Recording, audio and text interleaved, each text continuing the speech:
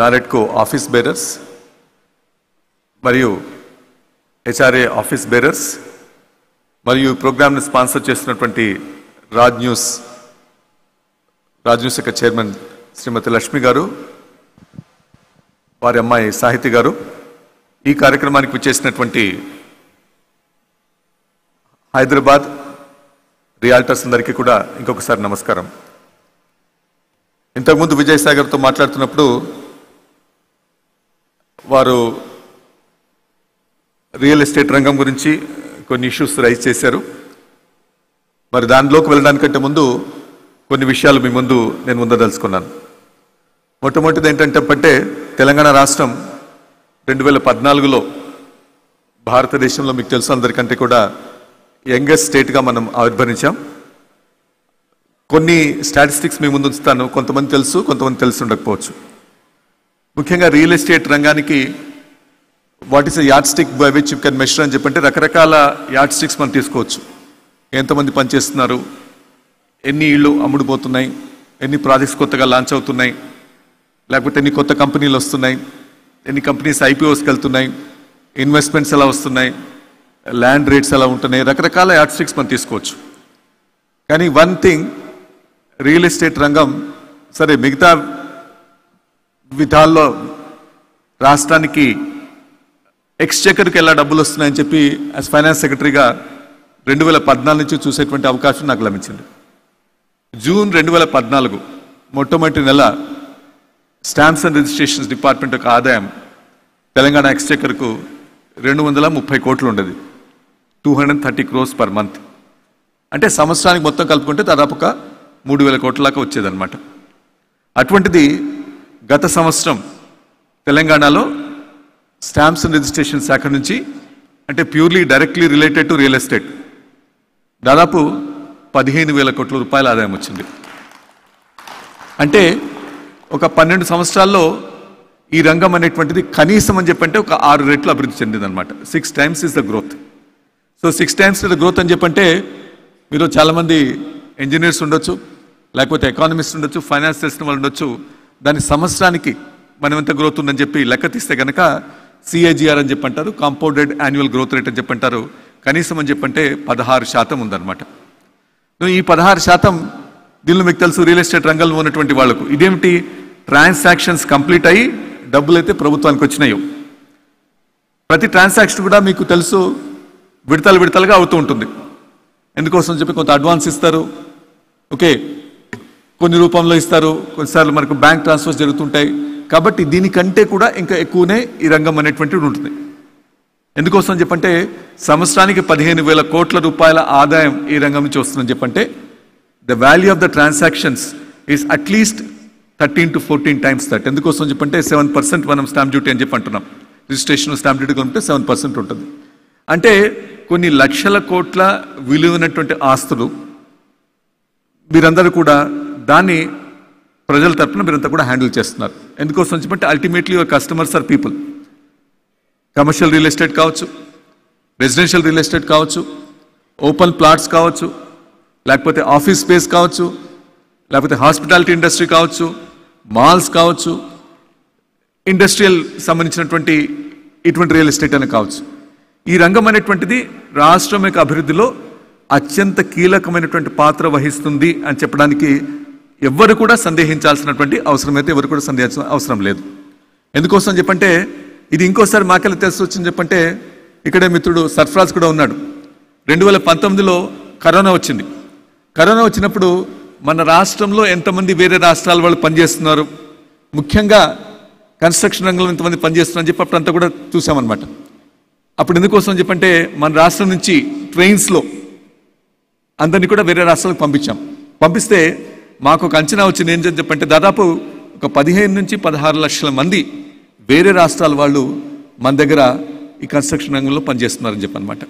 అంటే ఇంతమందికి మన రాష్ట్రంలో వాళ్ళకు మాత్రమే కాకుండా వేరే రాష్ట్రాల వాళ్ళకు కూడా ఇంతమందికి ఇది ఉపాధి కల్పిస్తున్నటువంటి రంగం.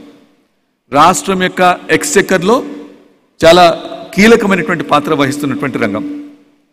మరి దీనిలో బ్రేకప్ ఏమిటి, ఎందుకోసం చెప్పంటే ఒకటి నేను చెప్పాను, ఎంత అభివృద్ధి చెందిందని చెప్పి, ఎంత వేగంగా అభివృద్ధి చెందిందని చెప్పాను. అంతేకాకుండా మన రాష్ట్రంలో దాదాపు ఒక సంవత్సరం తీసుకుంటే, గత సంవత్సరం తీసుకుంటే ఒక 18 లక్షల డాక్యుమెంట్లు రిజిస్ట్రేషన్స్ అయినాయి. ఒక 18 లక్షల డాక్యుమెంట్ రిజిస్ట్రేషన్స్ అయితే కనుక సరే 1 లక్ష దాకా అనేక ఇతరత్ర ఉంటాయి. అంటే డైరెక్ట్లీ భూముల ట్రాన్సాక్షన్స్ కానీ రియల్ ఎస్టేట్ సంబంధించినటువంటి ఉండకపోవచ్చు అనమాట. అవి కాకుండా మిగతా 10 లక్షలు తీసుకున్నట్లయితే దాదాపు 1.5 లక్షల దాకా ఫ్లాట్స్, అపార్ట్మెంట్స్ సంబంధించినటువంటి డాక్యుమెంట్స్ రిజిస్ట్రేషన్స్ అయినాయి. ఒక 5.5 లక్షల దాకా ఓపెన్ ప్లాట్ సంబంధించిన డాక్యుమెంట్స్ ఉన్నాయి. ఇంకొక 5.5 లక్షల దాకా హౌసెస్ సంబంధించినటువంటి ఉన్నాయి. సో మిగతావి ఏంటంటే అగ్రికల్చర్ ల్యాండ్ సంబంధించినట్టు ఉన్నాయన్నమాట.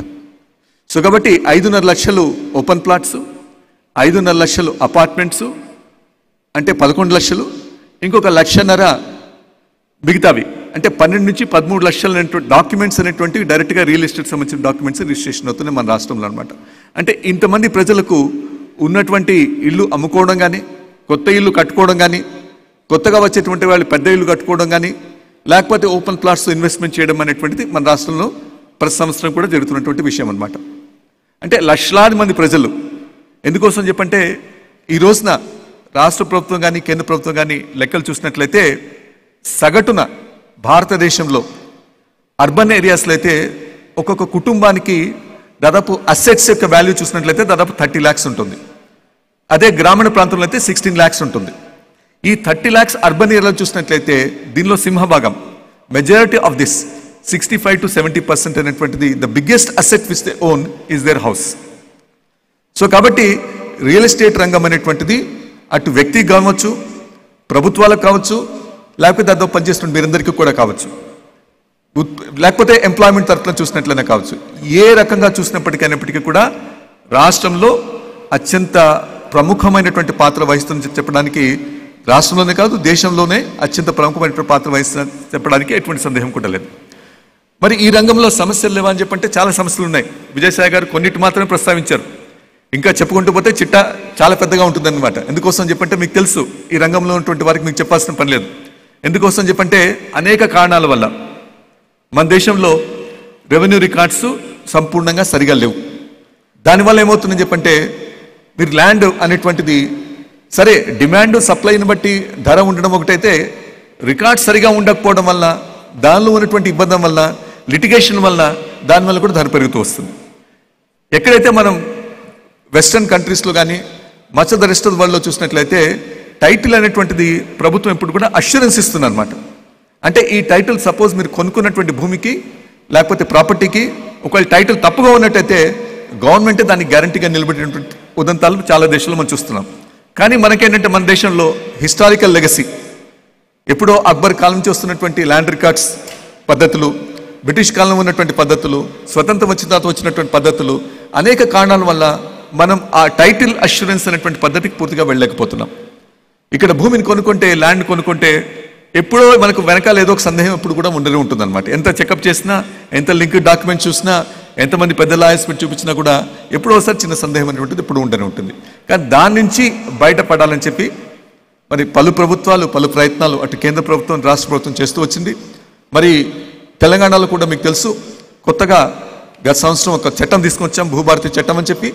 దానిలో సింప్లిఫికేషన్, ట్రాన్స్పరెన్సీ, అకౌంటబిలిటీ చైన్ మొత్తం ఎస్టాబ్లిష్ చేయాలని చెప్పి చాలా ప్రయత్నం మనం చేస్తున్నాం, రాష్ట్ర ప్రభుత్వం చేస్తున్నది. ఒకవేళ అది కనుక పూర్తిగా సక్సెస్ఫుల్ అయినట్లయితే ఇటువంటి లిటిగేషన్స్ కూడా కంప్లీట్గా తగ్గి దానివల్ల అందరికీ కూడా ఒక భరోసా రావడానికి అవకాశం ఉంటుందన్నమాట. సో అది చాలా ముఖ్యమైనటువంటిది. ఎందుకోసం అని చెప్పంటే విజయసాగర్తో చెప్పినట్టు the main costly input which is going to real estate is land.